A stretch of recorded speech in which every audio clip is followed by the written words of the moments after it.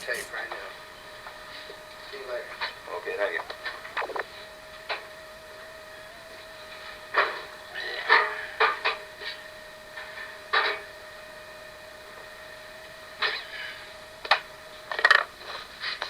Dear folks, this is your captain speaking. I'm using one of the tapes that you sent me. And I'll say this, it's one of the longest 3-inch reel tapes I've seen. This is a different kind of tape than you usually put on these small reels. I don't know how long this thing's going to last, but I'll keep talking till it runs out. I really got a big kick out of hearing your voices. Run through this tape at least twice. Sound like you're having some difficulty with your tape recorder. The second tape, I've been playing it, and so far I haven't heard anything. I don't know if it's on a different track or what. I'm going to keep fooling around with it until I see what happens. But so far, no sound. It may be just a blank that you sent me to use. I don't know.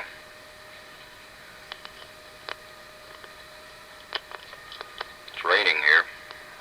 It's been raining all day. Just solid rain. We're right in the middle of the monsoon season. Yo! Pardon the interruption. Somebody bringing back a raincoat they'd borrowed. Anyway, like I say, it's been raining most of the day. We're just getting into the monsoon season now. It starts off by raining a couple hours, and then the sun comes out and it dries off, and then it rains some more. And gradually it just starts raining more and more, and eventually it'll wind up.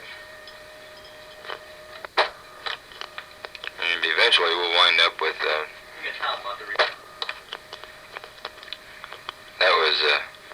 That voice in the background there was Major Savage, my boss, bringing in my guitar.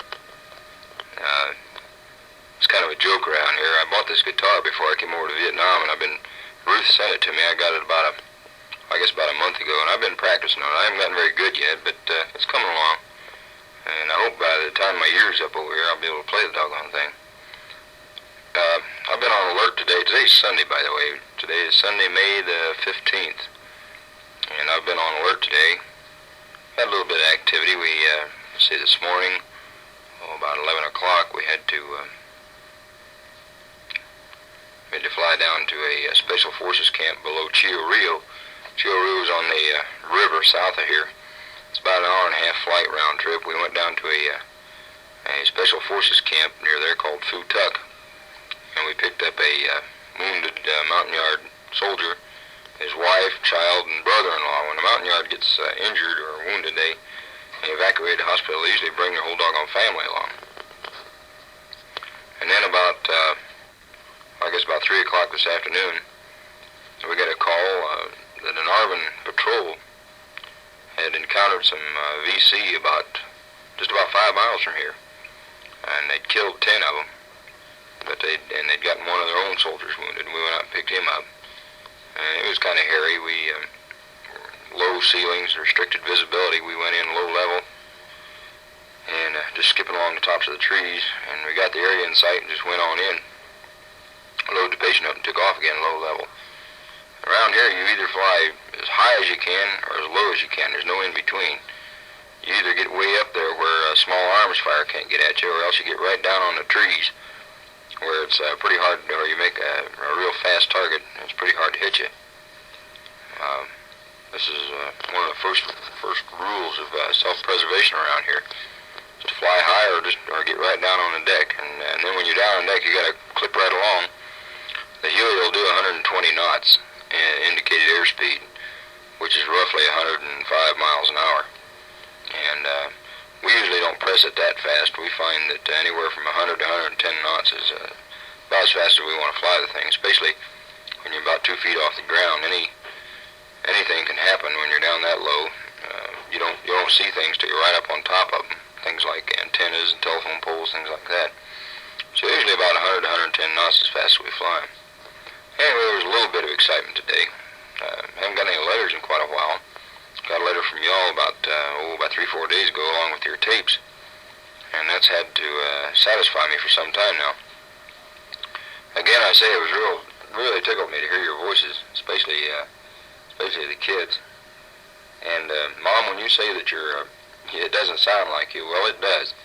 And the reason why your own voice this doesn't sound natural when you play it back from tape is because the reason for this is that when you talk, the sound of your voice kind of echoes through your skull. This is putting it pretty plainly, even simply, but this is what it amounts to.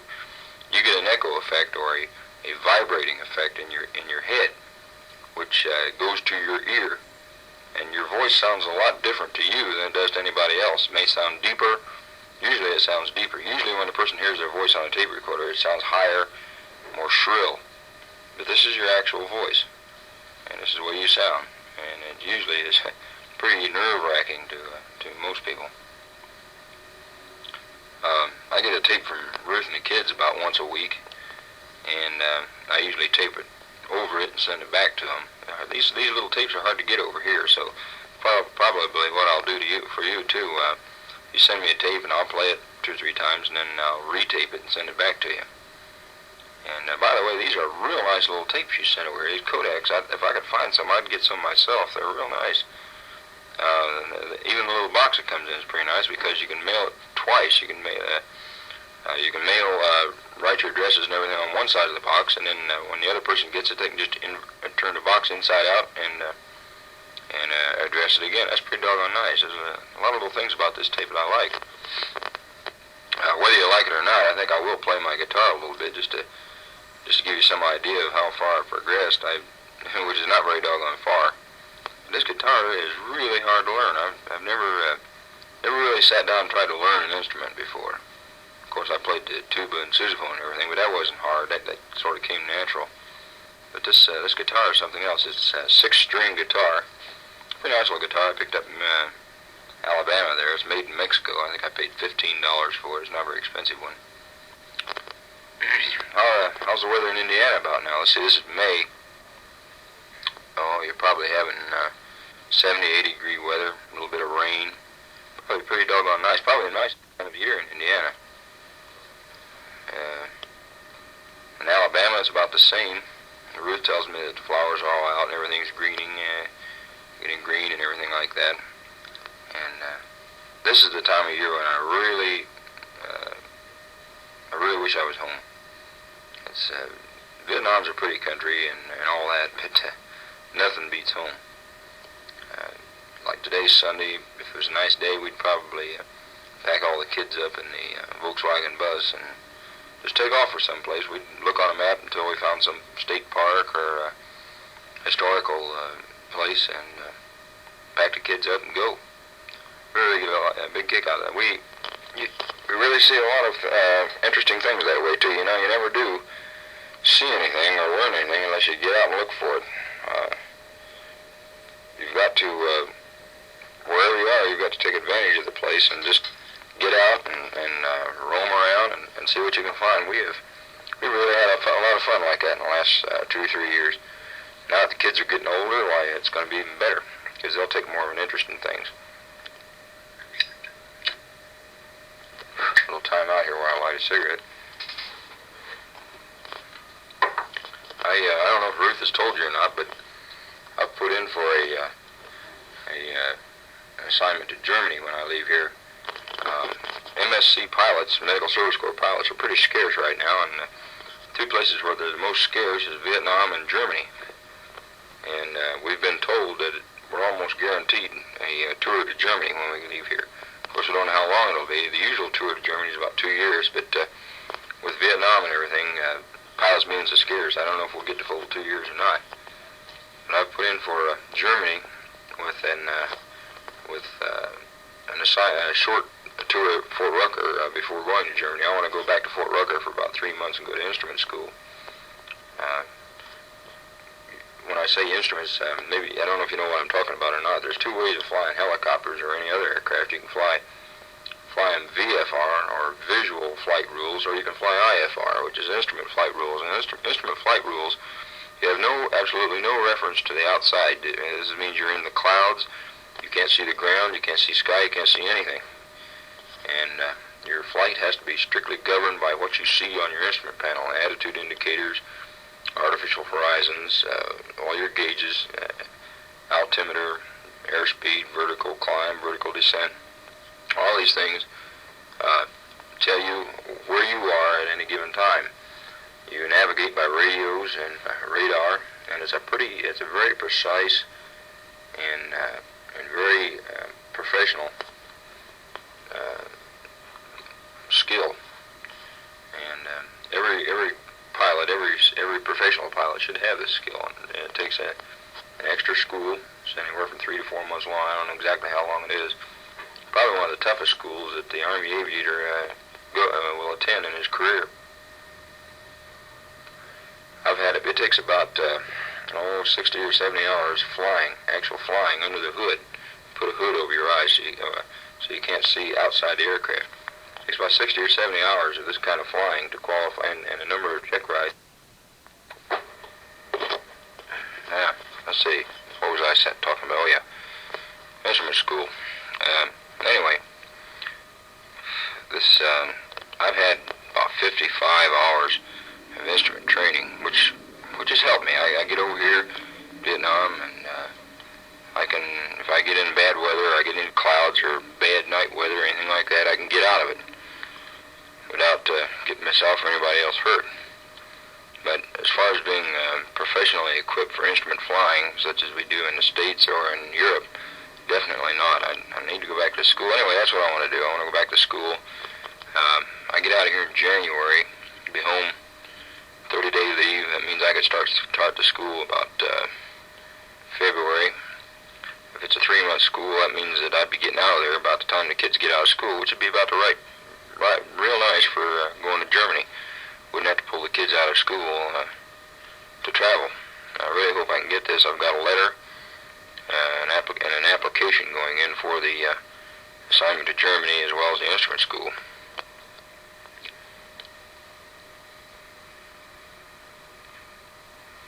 I like cutting these tapes. Sometimes I run out of things to talk about. Living conditions over here aren't too bad. We have a building we call a hooch. Everything over here is a hooch. These buildings are wood with a corrugated metal roof. They're about 35 feet long and about 16 feet wide.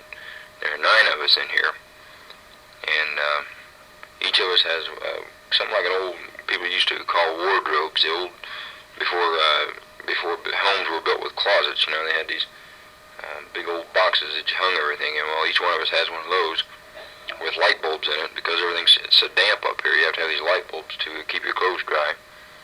And we have a cot, and most of us have a little table or a desk of some kind that we can for writing letters and things. And anyway, there are 9 of us, and we're just crowded as the devil. So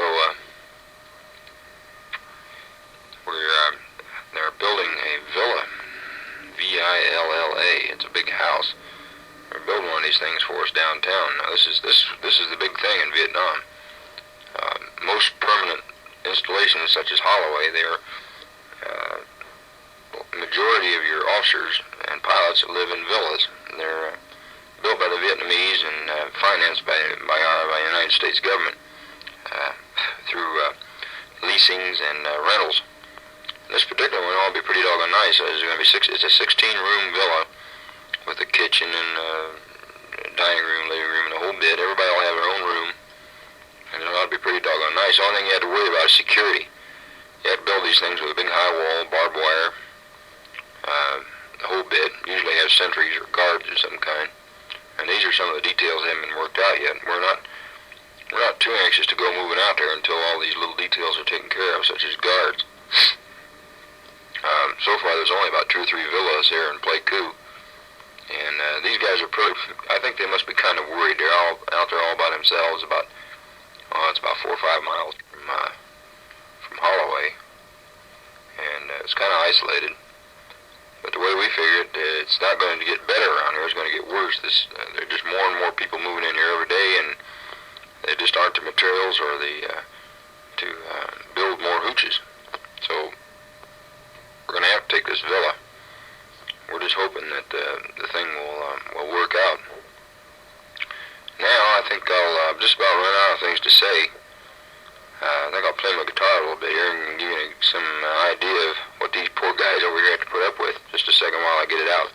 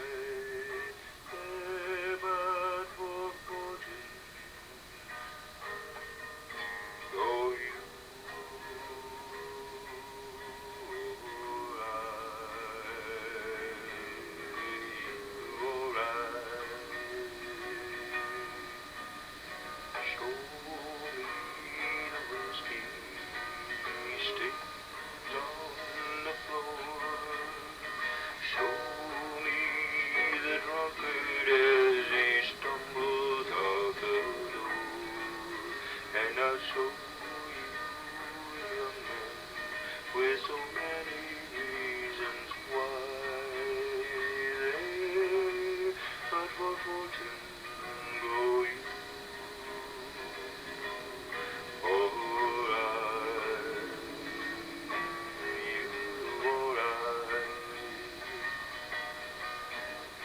Show me the alley, show me the rain, show me the hobo as he sleeps in the rain, and I'll show you a young man with so many reasons why they're but fortune go you.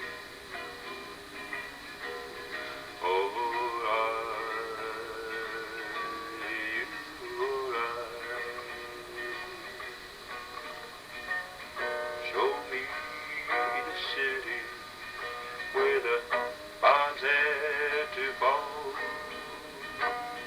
Show me the ruins of the buildings once so tall, and I'll show you a young man with so many reasons why they're but for fortune go you.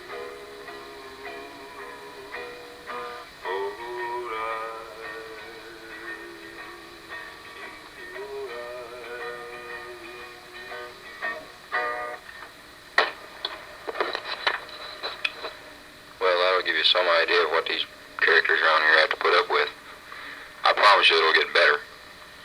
Well, it looks like this tape's about coming to an end, so I'll sign off for now, wrap this baby up, and get it on back to you. Goodbye.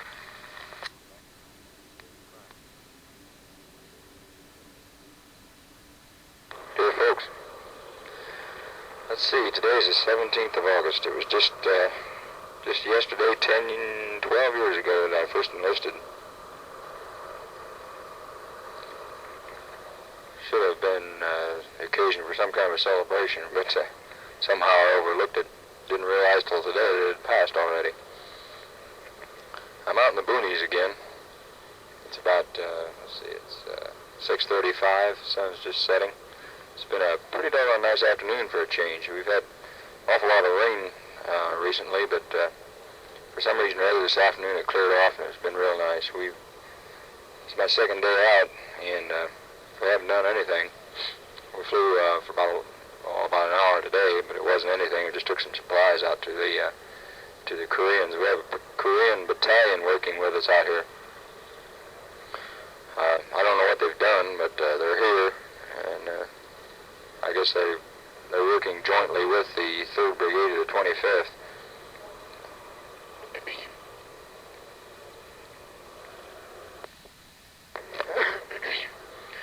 This month has been pretty busy up till now. One pilot has been out of action for a while with a bullet wound in the foot. Another one's been down in the Trang for about a week, taking care of getting some aircraft repaired. And our platoon leader, Major Medford, hasn't joined us yet. I understand he reached Pleiku yesterday. Been in the country now about a week and a half, but they keep you down in the Trang for about a week, checking you out in the aircraft and procedures and ground school and whatnot. So he just got here, and now we're almost up to strength now with pilots, with the exception of the one fellow with a hole in his foot. He won't be back for another 4 or 5 weeks yet, I should imagine. But that left for quite a while here. That just left 3 aircraft commanders at Pleiku, and one was in the field all the time, so that just left 2 of us to run things back at Pleiku. I was even platoon leader for about 3 or 4 days. Of course, that doesn't mean too much in reality, but anyway, it was pretty busy. Until I came out here, I'd flown over 30 hours this month. As a matter of fact, before the 15th of the month, this platoon has hauled between 400 and 500 patients already this month. So we've been quite busy.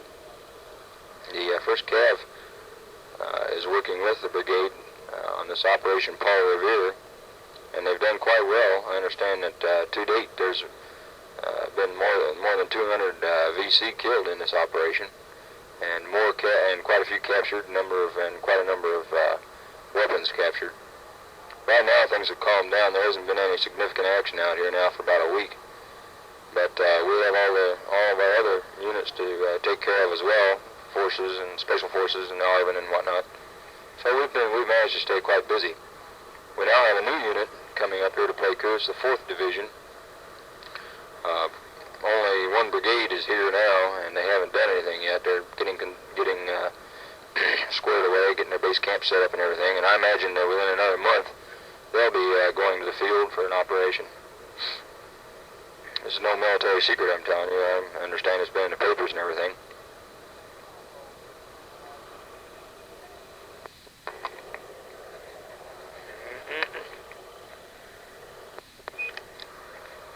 Well, by now you know that our next assignment is going to be Germany. I'm quite excited about it myself, even though it does mean I won't be seeing much of the States for another couple of years. I get home in January. Of course, there's always a possibility I might be home earlier than that. I understand that some guys have been getting as much as a month or 2-month curtailment in their tour over here, but I can't count on that. So assuming I serve my full year over here, that means I'll be home in January, and I'll get probably a 30-day leave and be home, come up to Indiana to see y'all. And then I've applied for instrument school at Fort Rucker.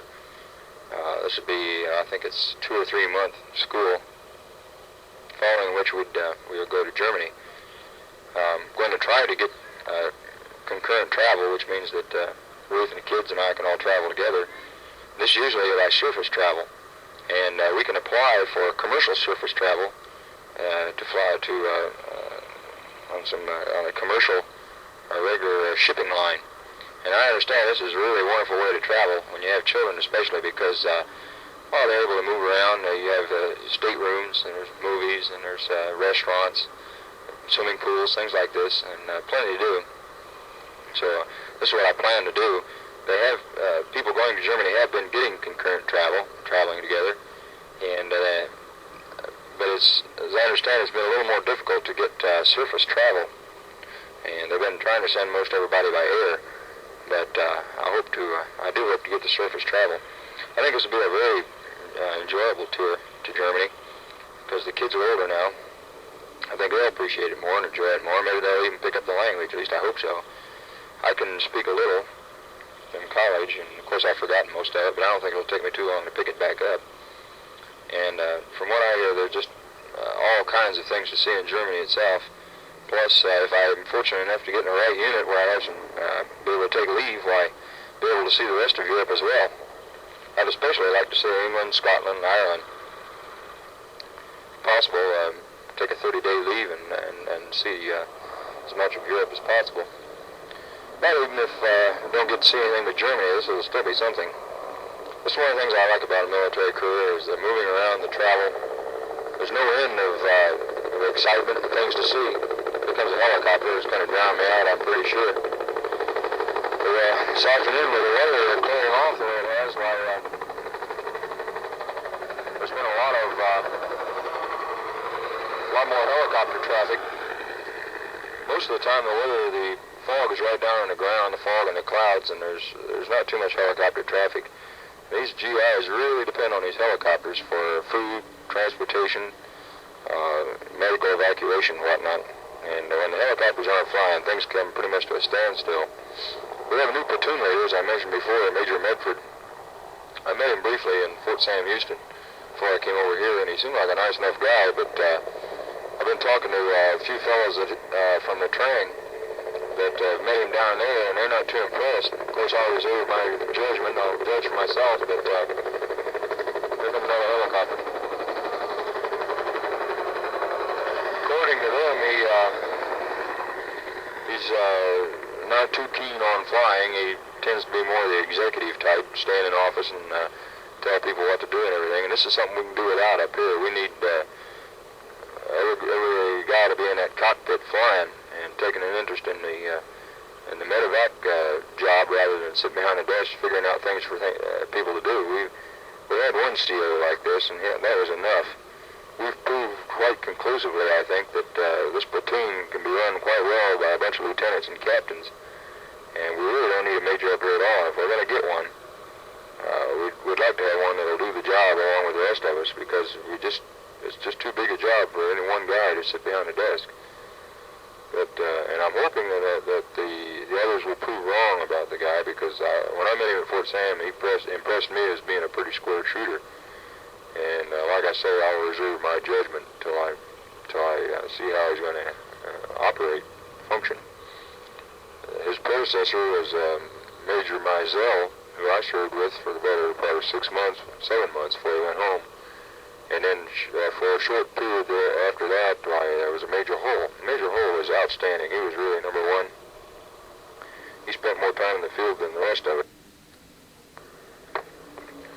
If you've been following the Vietnam War by TV or newspapers, you might have heard of this Operation Paul Revere up here in Central Highlands. And you might have heard within the last couple of weeks of about A Company, 2nd to the 35th, getting almost wiped out in LZ. The company commander, the platoon commander, platoon leader, and the first sergeant were all three killed. Anyway, we had one aircraft and crew out here when this company was attacked by quite a large number of North Vietnamese. And this particular aircraft was reinforced by another aircraft and crew under Captain Kreiner, who's just joined us within the last 30 days. And the LZ was definitely insecure. There was a lot of automatic weapons fire, 52 caliber stuff, mortars, whatnot. And Captain Kreiner was flying with Lieutenant Fairchild. And they just happened to be near the LZ when it came over the radio that the LZ was secure and that they could, best off could come in. Well, anybody with any experience over here would know that if they'd just been under attack, that the LZ was still not secure. The VC do this. They know you've got wounded, they'll lay low, hold off their fire in hopes that a medevac chopper will come in and they can gun it down.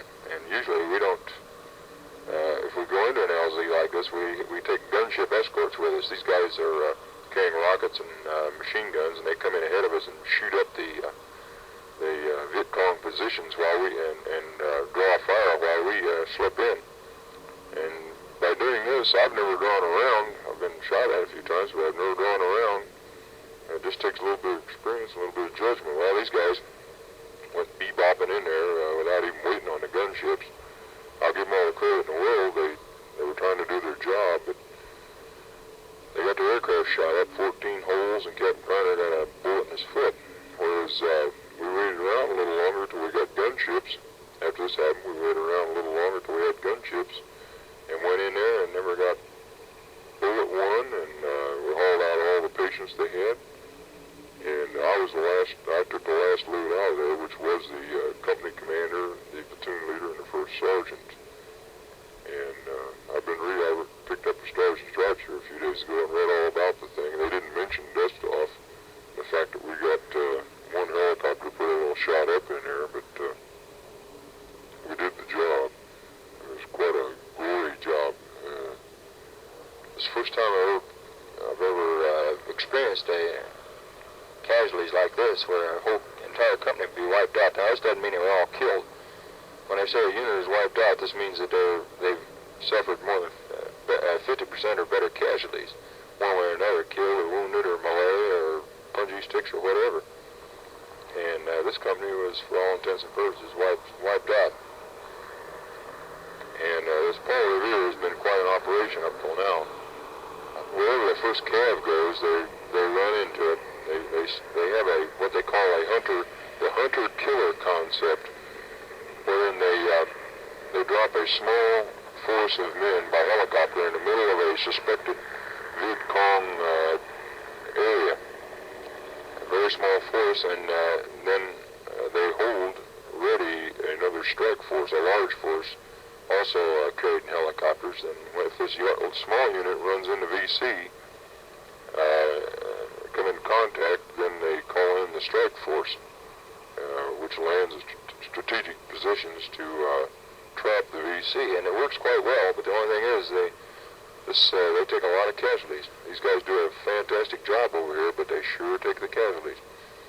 We don't make field pickups for them.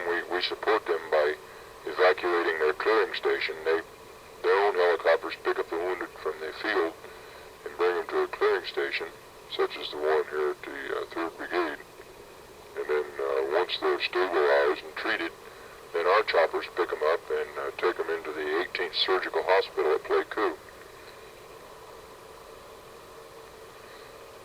And pretty doggone soon now, we're going to need at least another platoon of dust-off choppers up here, because it's just getting to be too big a job for us. We all like to work and fly a lot of hours, but we can't it's getting to the point now where we just aren't able to we're not going to be able to do the job. We have too doggone many units to support, and if they ever really get going and could get a lot of contact with Charlie, why, we just won't be able to do the job. And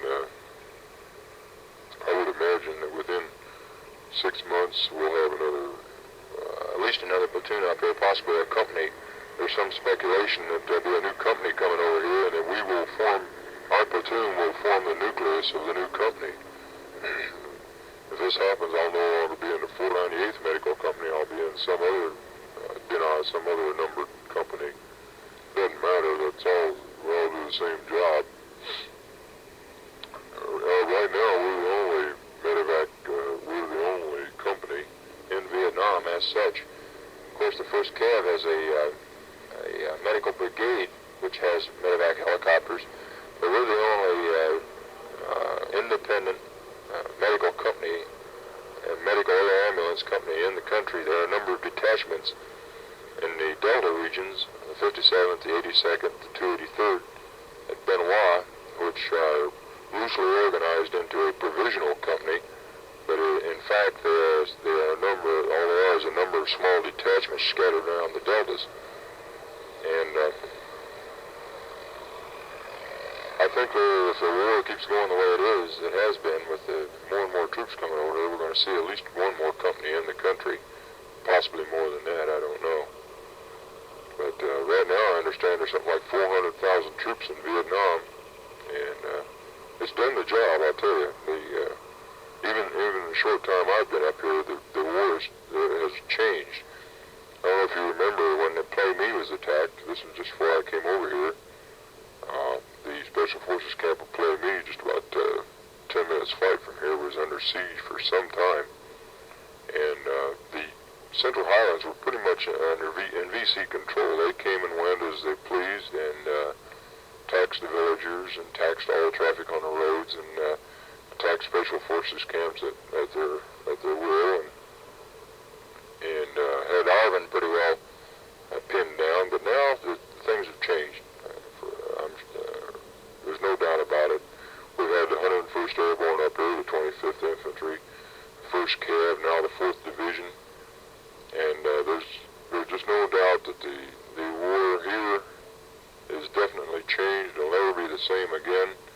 And I would anticipate that before the year is out, we'll see a pull-out of troops. Before another year, let's say another year has gone by, we'll see a pull-out of troops out of Vietnam, because with the large-scale bombing of North Vietnam, which has reduced supplies to the VC, I'm sure, and the VC have been forced to return to their small unit size. They're no longer abroad in large numbers, such as battalions and regiments, as they were before.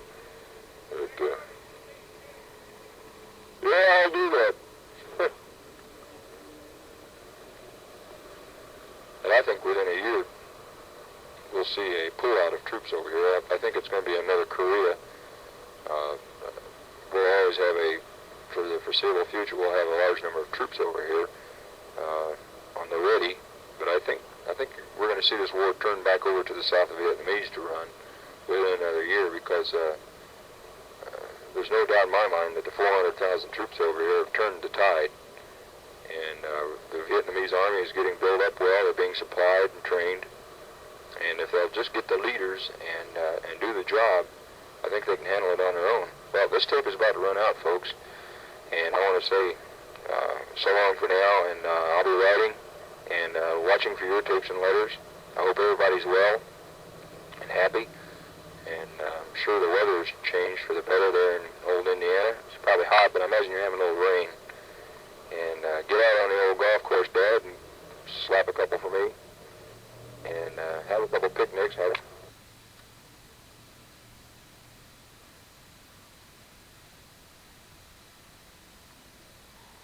This is Sunday. I'm going to turn this thing up a little bit, it looks like. Today is Sunday, the 23rd of October.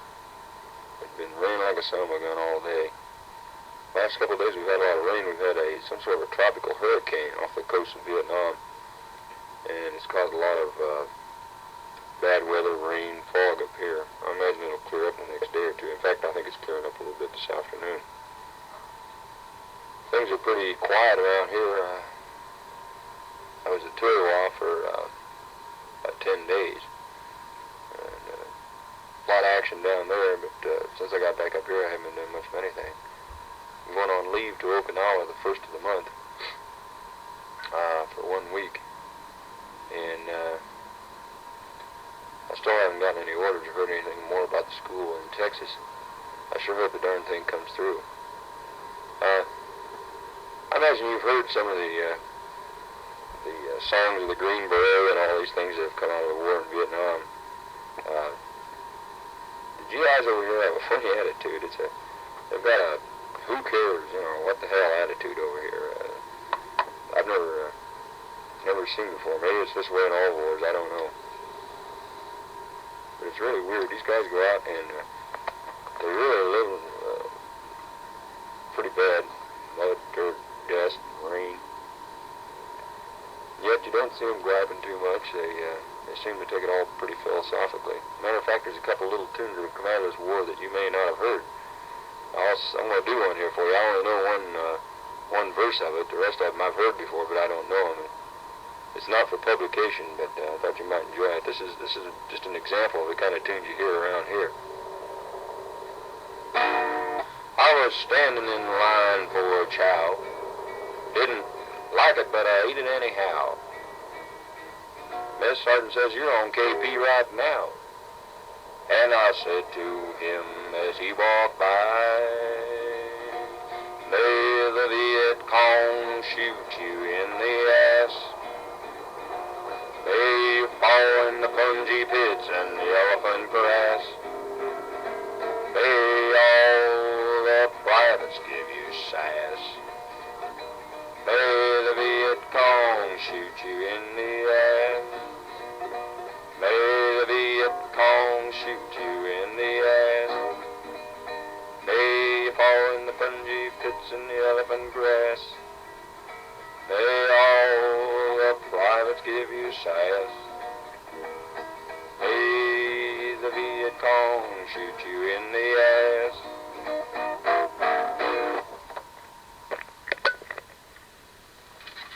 As I said, this is an example of the type of humor you have over here. It's really something else. These guys, for the most part, have done a terrific job over here, as I said, with very little complaint. And you don't hear, well, there's a little bit of dissatisfaction with the way the war is going. I mean, these guys are out here risking their lives and taking casualties every day, as you know.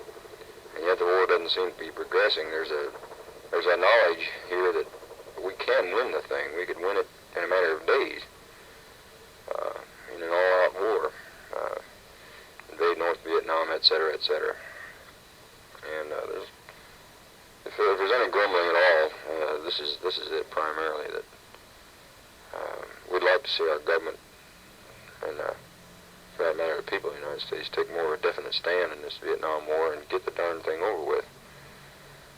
The way it's going now, every senator or whatnot that comes over here for a visit, he comes back to the States and says it's going to take another 7 to 10 years to win the war. Well, that's okay for the guy back in the States. working 8 hours a day and home every weekend. But for these guys that are over here, away from their families and everything, it's not a very bright prospect. The possibility of having to come back over here year after year. Looking forward to this Okinawa trip. Really, this happening.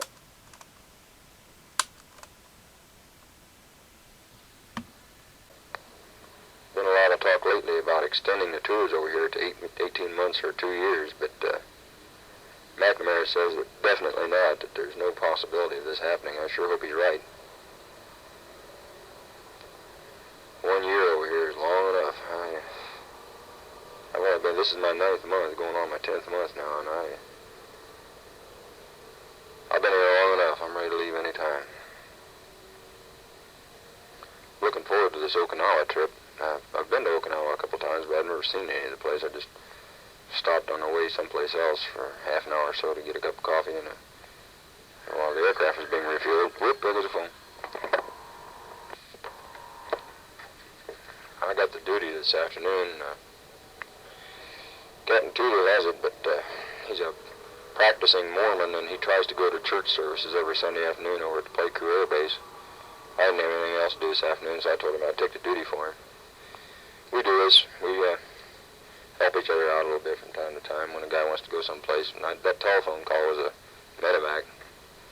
Nothing urgent. They have six wounded out at one of the forward carrying stations. I'm just going to go out and get them and take them to the hospital. And there's no big rush about it, so I'll go ahead and finish part of this tape, at least this half of the tape. Well, I really can't think of much to say. You remarked in your last tape that you wish you could ramble on the way I do. Well, I have the same problem you do. I have a lot of trouble thinking of things to say. We've finished rebuilding our hooches over here. For 9 months I've been living in here with an area about 5 by 6 with my bed and a little table to write on and a what you'd call a wardrobe, I guess, a wall locker. And now we're down to 6 men in the hooch, and we've divided up into 6 rooms. The rooms are about, look like they might be about 9 by 10 or something like that, about 9, but yeah, a little bit, about that, 8 by 10 or 9 by 10. And don't have much more space, but at least it's semi-private. It's all walled in, and we have room to put my books and things like that. Looks like this side of the tape is about run out, so I'm going to go ahead and let it run out, take this medevac, and I'll be back and finish up the tape then.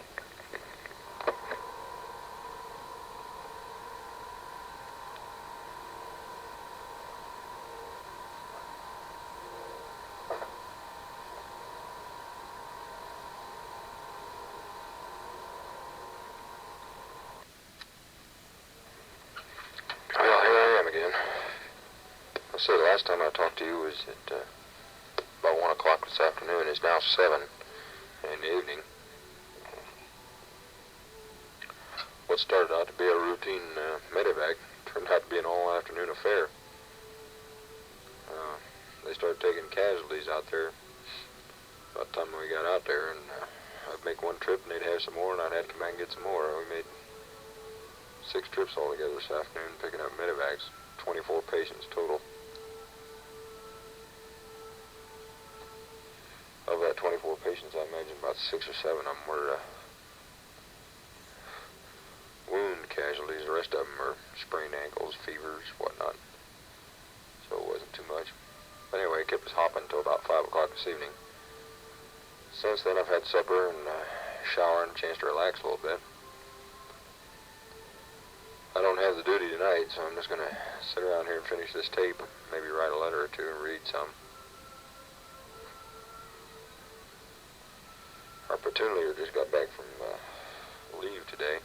He went to Japan, and on the way back from Japan, he stopped in Okinawa, where I'm going to go on leave, and he said that it's tremendous there. He said there's beautiful PX. It's just crammed full of all kinds of goods, and real nice. Looked like a be a real nice place to stay. That's what I heard. That's why I put in for Okinawa. I don't feel like going to Hong Kong or Japan or any place like that. I just want to go someplace where I can relax and do some shopping and maybe a little sightseeing, laying around on the beaches and whatnot for a week.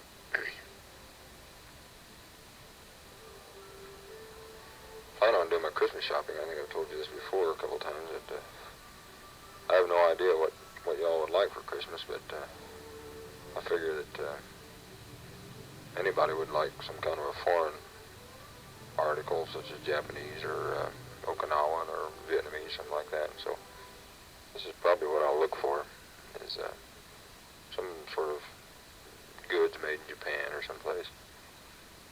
And hope to be able to give them to you in person on Christmas. Of course, I still don't know anything about that.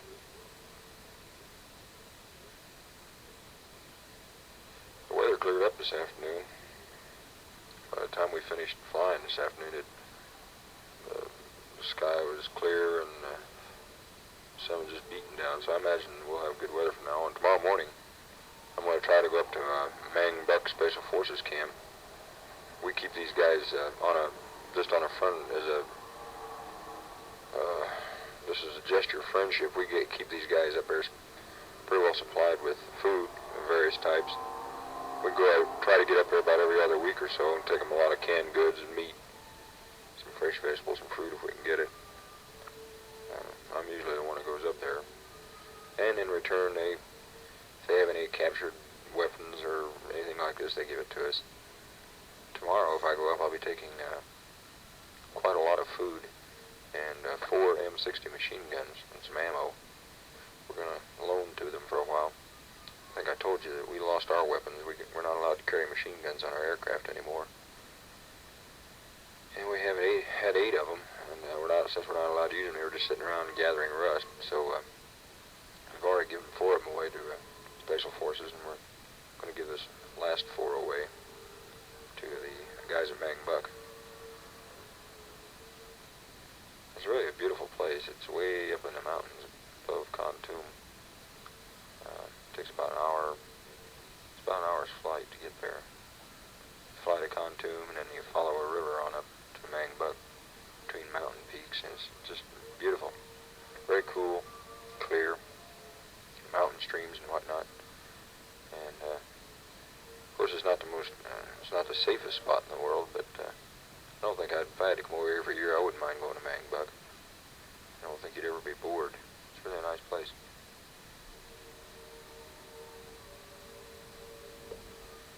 I'm running out of things to say. I might go to movies tonight. I don't know what's on, but we have a theater here that's kind of like it's an old building that's been converted into a theater, and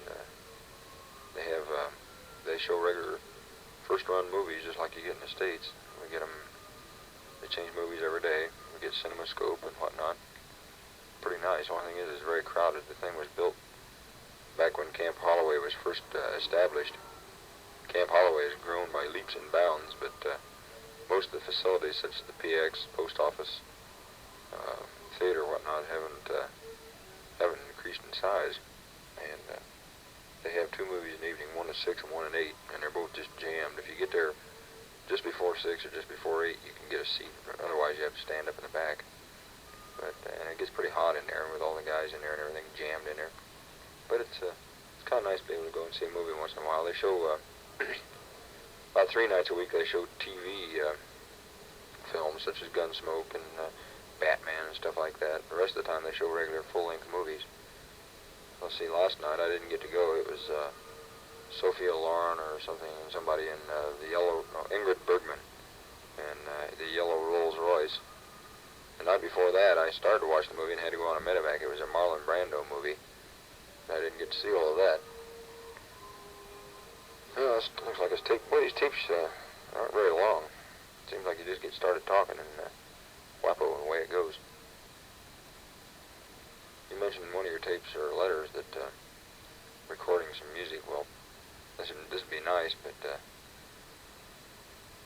these little old 3-inch tapes, that wouldn't hardly be worthwhile to record any music. I think appreciate the thought, but there's guys all around around me here with tape recorders, and they play them day and night, so I get all the music I want to hear.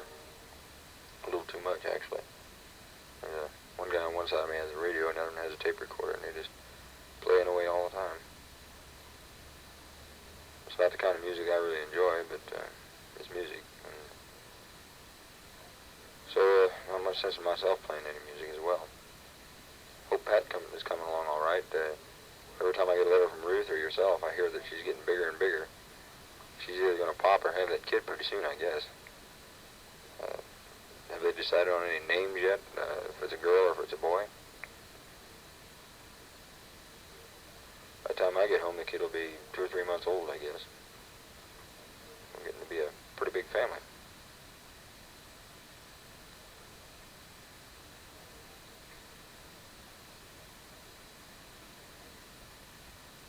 Well, I'm really running out of things to say. I hope everybody at home is well and coming along all right. Golf season's over with, I know. It's October. Must be getting kind of chilly. Football season. Hope Dad's getting up to watch all the games.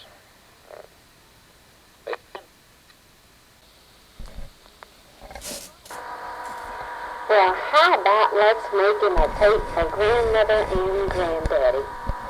Now let me see. Today is Sunday, March the 12th, and the first one to speak is Chris. Chris, come on. I'm Krista. How are you? I play with some friends of mine, and their name is Robin, Laura and Casey, Chrissy, and there's all kinds.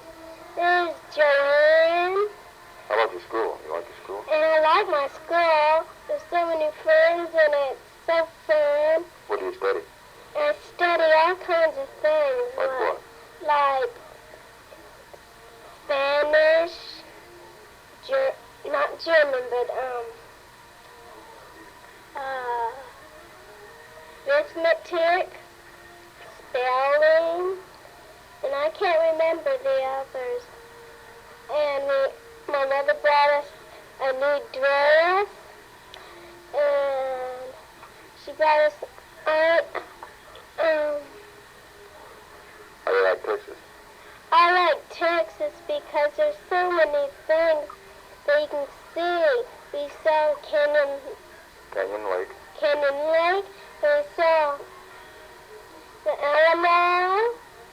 There's so many How about places. that big park? And a big park, And a zoo?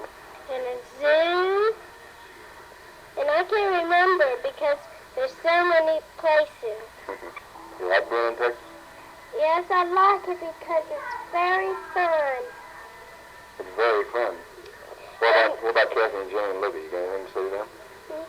Kathy and Libby, I hope you have a nice time. When? When we come at your house or if you come at ours, we hope you have fun, and we have fun.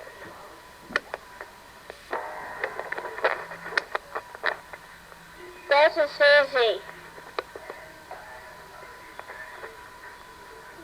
What'd you say?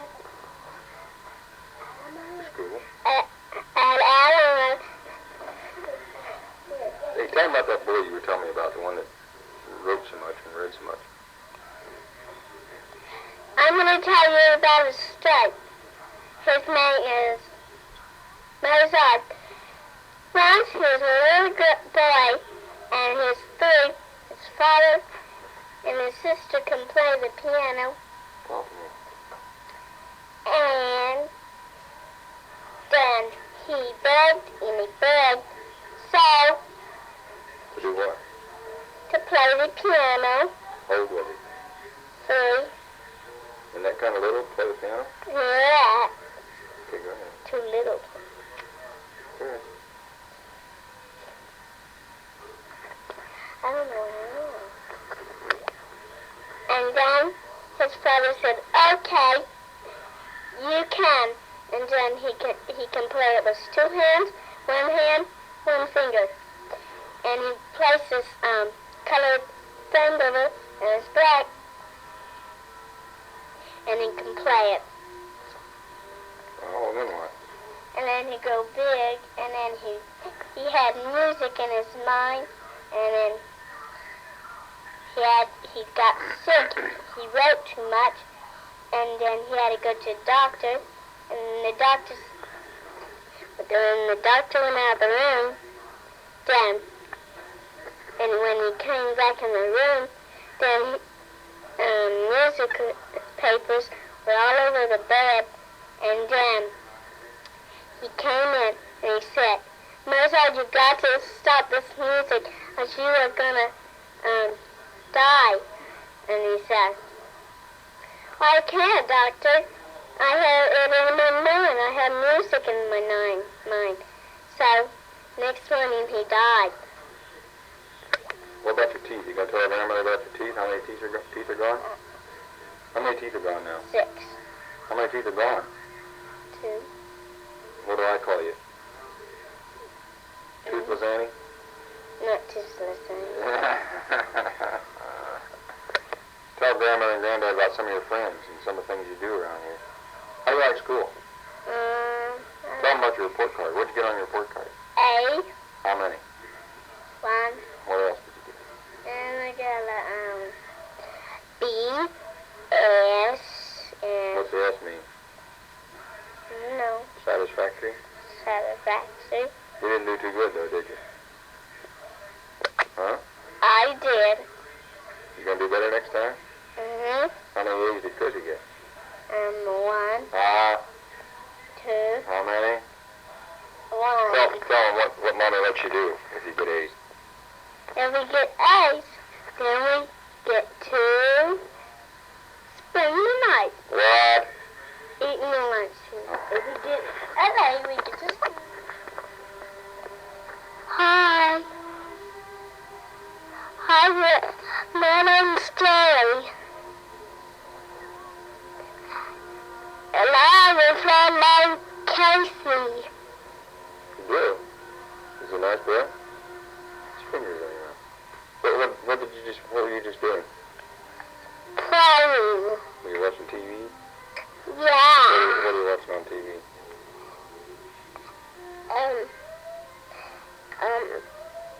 This man pushed the car out. This man pushed this man at the car. Hey, did you go to the movies with Mommy this afternoon? Yeah. Why didn't I go? Because you didn't want to. Because I had to study? Hey, what was the movie all about? This man screamed and then these men came out and tied him. And then the fan splendid, and then his boyfriend came and then tied him, and then they tied him back.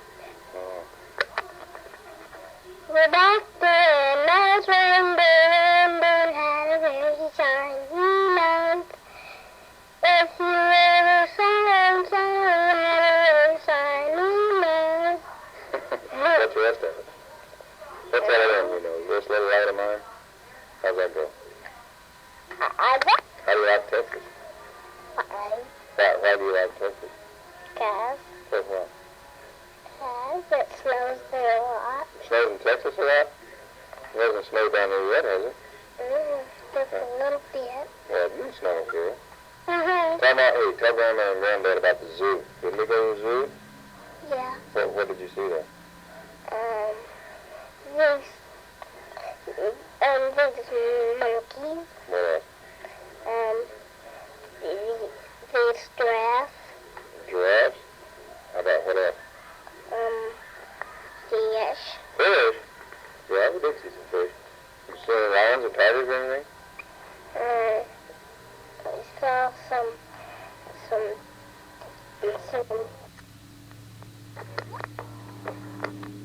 Well, I got all the kids out of here. They got their jabbering out of the way. I'll say a few words. The weather's beautiful. We've actually been air conditioning in the afternoons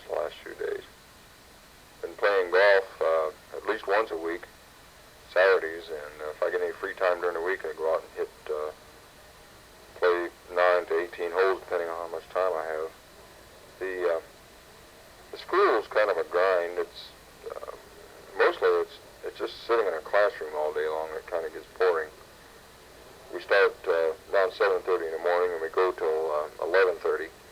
Then we get off till 12:30 for lunch, and then we come back and finish up in the afternoon anywhere from 3:30 to 4:30.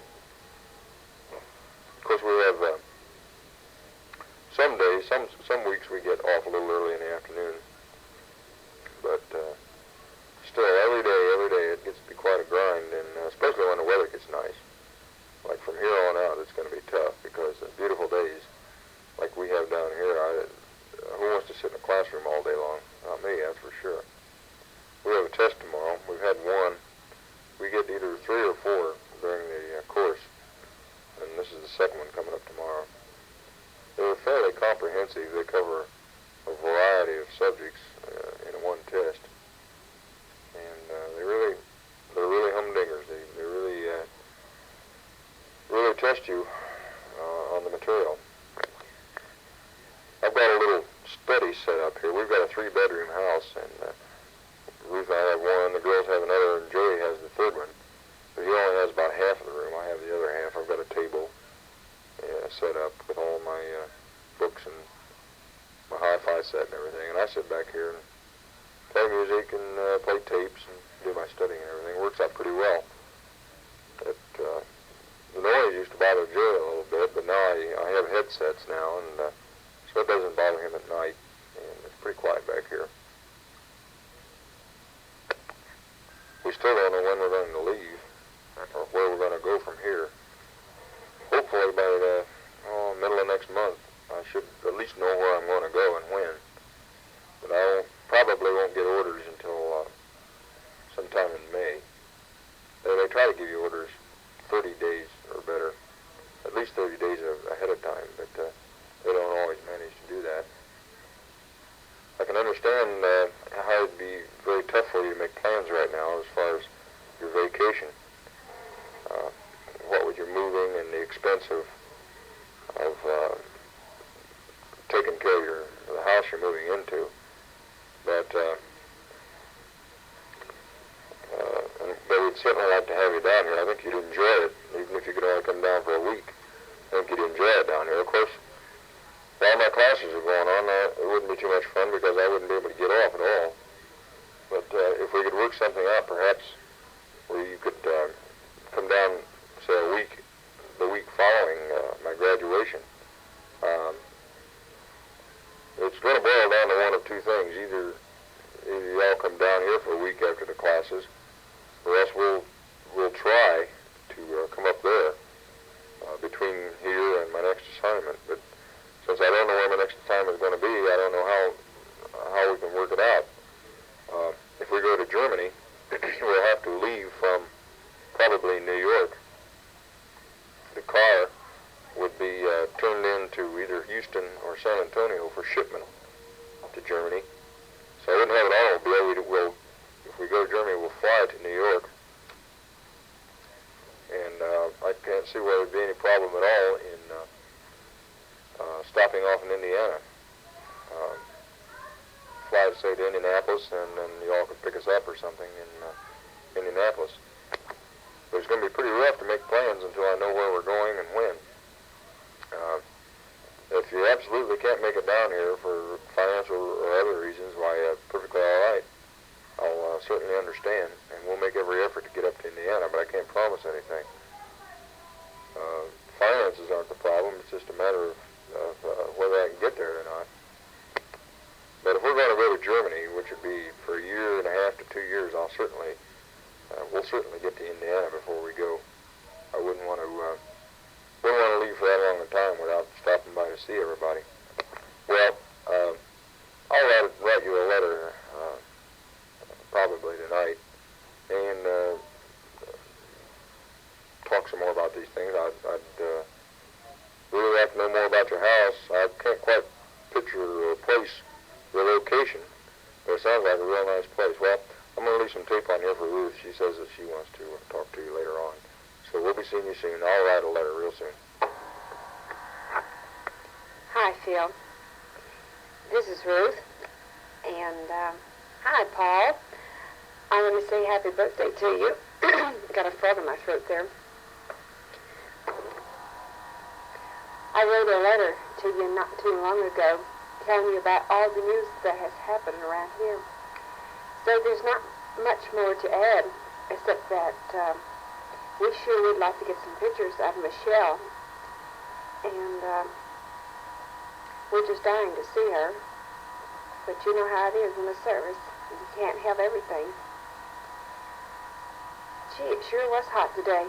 We have our air conditioner on. We had to go out and buy one because the house wasn't equipped with one, and now we're hoping we can sell it to our landlord. We went to Sunday school this morning. That is, we had intentions of going. We got in the car, we were all dressed, and Dick and I dumped the kids off Sunday school and turned around to go to church, which is right next door to the Sunday school building. And we got right inside, and then I thought that they were speaking Spanish or something, but come to find out they were speaking Latin, and it was a Catholic service we were in on, so we just quietly shied out as quick as we could. And then we looked around on post for another church, and by the time we found one, it was too late to go in for a service. So Dick and I just went out and had a cup of coffee and killed a little time, and then we picked the kids up. And then we had lunch, and I took the kids to the movies. We saw that movie called After the Fox, and it was pretty cute.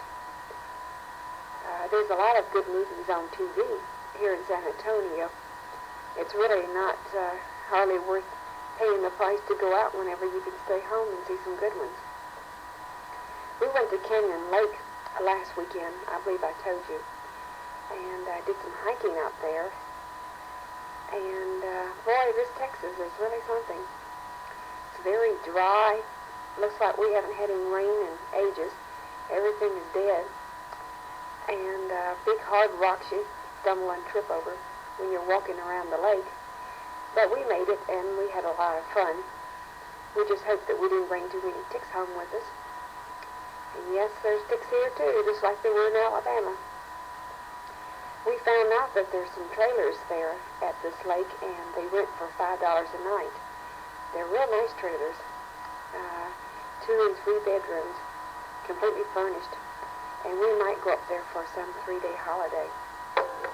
Uh-oh, here I am out of tape, so I'm going to have to say goodbye. I'll sit down and write another good letter in about a week or so, okay? Bye-bye now. We'll see you whenever we see you.